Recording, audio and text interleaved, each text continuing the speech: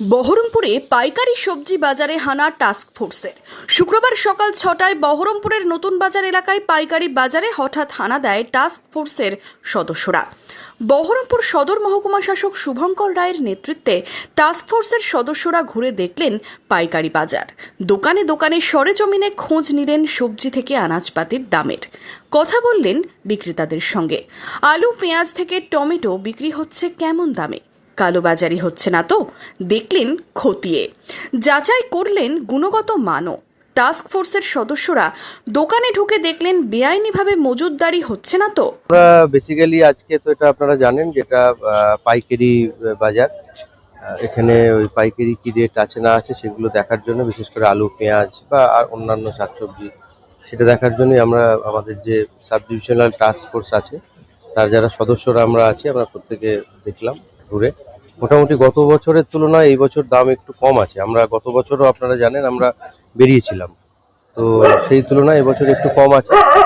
আর কিছু সতর্কতামূলক কাজ করার জন্য বলা হয়েছে, যেরকম এলামাটি কোথাও কোথাও ব্যবহার করছে, কোথাও ব্যবহার করছে না। তো সেটা আমরাও আমাদের তরফ থেকেও যা করণীয় অ্যাওয়ারনেস বাড়ানোর জন্য সেটা আমরা করব। আর তার সাথে যারা বিক্রি করছেন ওনাদেরকেও আমরা বললাম যে যাতে এটা বিক্রি না হয় তার ব্যবস্থাটা দেখতে। আর বাকি ঠিকঠাকই লাগলো এখনো আপাতত।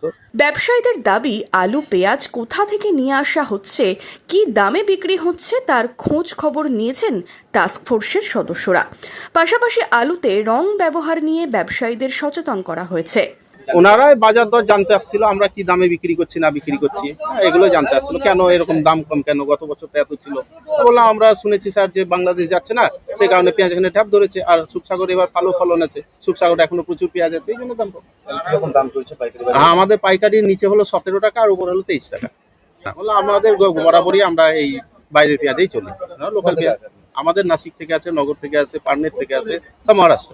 ওরা দাম চাইলেন, আর এটাই দাম দর, এটাই জানছে। আলুর দাম, পেঁয়াজের দাম, এটাই জানছে। বেশি রয়েছে অন্যান্য বারের তুলনায়? না, কম আছে, অন্য কম আছে।